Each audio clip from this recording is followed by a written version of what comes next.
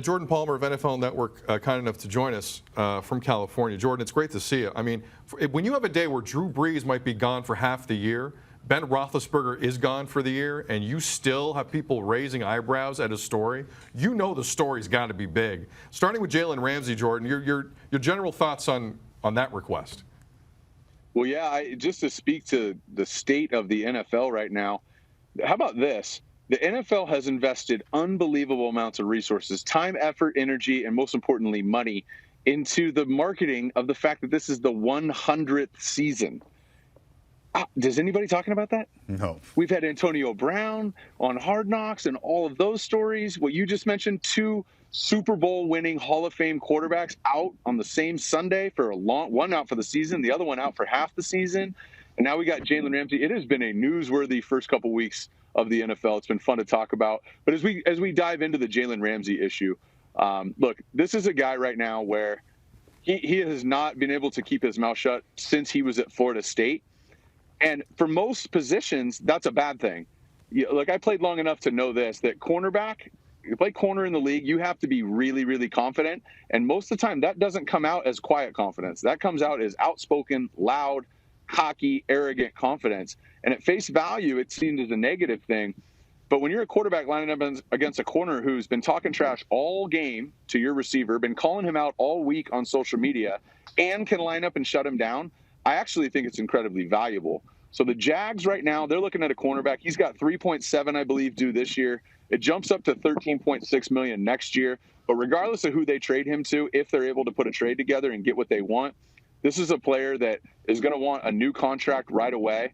And as long as they trade him to a place where that coaching staff, that front office will command respect and get the best out of him, I think the Jaguars can say, hey, look, we got rid of a guy in the locker room who's not what we believe. We got a first-round pick for it. And then that new team is going to get a guy who actually is a lockdown, shutdown corner. And as long as they believe that he's worthy of that contract and can play up to it, I think that there is a win-win situation. A win for the Jaguars, a win for Jalen Ramsey, and a win for this new destination. Yeah, he is real deal on the corner. Let's get to those other huge stories. We'll start in New Orleans. Drew Brees, they're saying likely 6 weeks. They paid Teddy Bridgewater a lot of money.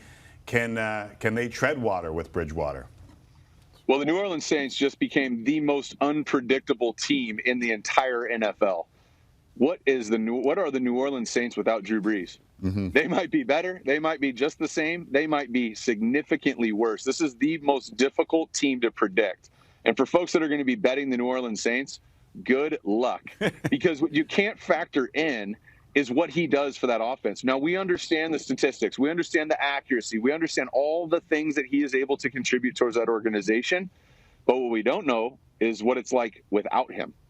And Teddy Bridgewater is definitely capable. He physically has the tools. This is not Gardner Minshew, who was at Washington State last year, who we're sitting here going, I don't know, but we'll see what it looks like. Teddy has played NFL football, and he's played it at a high level leading up to that injury. So they're in a position where they've got to feel good about the money they've invested in a backup quarterback and getting a return. But still, to try and predict what the Saints are going to do with Teddy Bridgewater calling plays for them and dropping back with the ball in his hands, I just think it's a crapshoot. And a lot of what they have in New Orleans with Mike Thomas, as dominant as he is, and we looked at the contract that Mike Thomas was able to sign this offseason, and it's worthy of, at the time, being the highest paid receiver. But the problem is, so much of what makes him great is the quarterback play. Right. Nobody looks at Mike Thomas and says, this is a physical freak like Julio Jones. This is the best athlete in the NFL like Odell Beckham Jr.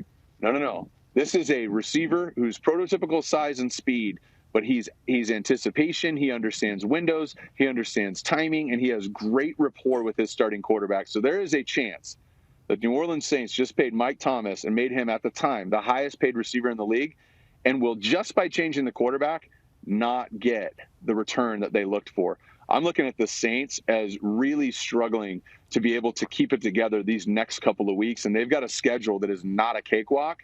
This is a devastating blow for the New Orleans Saints. With that said, their division sucks.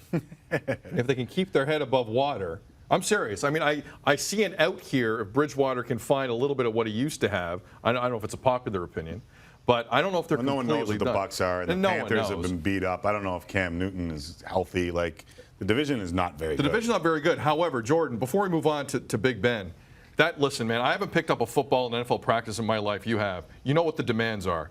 That shot of Drew Brees yesterday immediately dropping the football after he tried to pick it up on the sideline, that terrified me. How on earth do you go in a couple of months from that to let's get ready for divisional playoff round? Like, I just don't see it. Yeah, it's going to be tough. It's not a metric of pain, right? Because I've known Drew since I was a kid, right? I mean, if anybody's questioning his pain threshold, they're worried about the wrong thing. When you talk about hands and ligaments, it's literally the difference between them being able to work or not.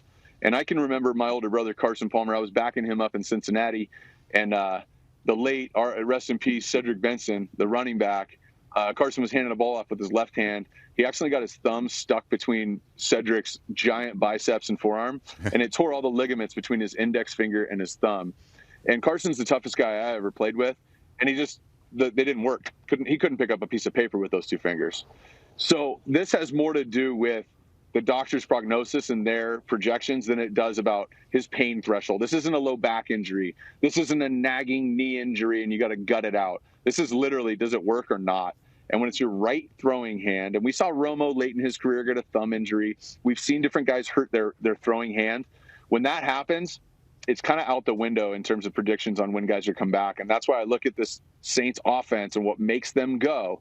Because again, you can look at the stats of the New Orleans Saints defense, and you could come to the conclusion that this is an above average, really good defense. But the quarterback has something to do with that. Drew Brees manages the game. He manages the clock. He runs 4-minute offense. He keeps his defense off the field by being so good on third down.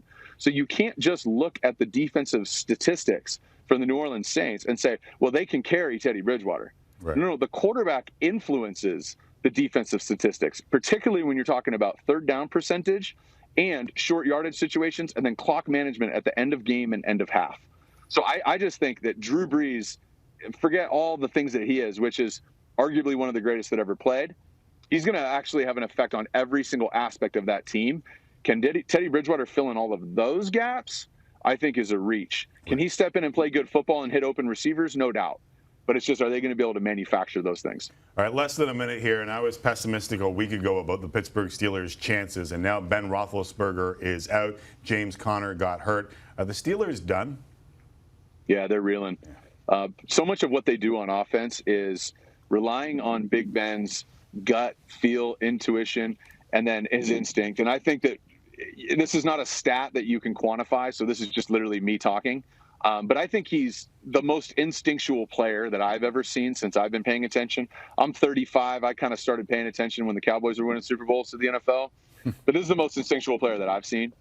And so much of their offense is just Ben and that individual person's feel for the game. We may have a 14-yard curl called, but, him and Ben are on the same page, and if they see something different, they'll do something different. That's a hard thing for a guy like Mason Rudolph to come in and make up the ground on. And Ben, he's so good in situational football. His end of half and end of game, the last 2 minutes of each half, his 4-minute offense, his understanding of how to change tempo, how to use snap count, just all those little things that I could go ahead and shoot a QB tutorial video for you on, but you're not going to be able to do it off the bat. Right. And you're also looking at a team where I was pretty pessimistic when it came to the Pittsburgh Steelers because, I've been around Juju since he was a kid, and he is a dynamic playmaker and can catch contested balls, and he's tough. He made some great plays last week, but he doesn't command the double teams, that Antonio Brown did. Yeah. He's going to command their best player on defense to follow him around, which we've seen a lot of. But in terms of allocating 2 defenders to his side to open up the run game, so if you lose that in Antonio Brown, and what the NFL needed to see was a game or two to see if Juju is that. And I think that he's proven that he's not through 2 weeks.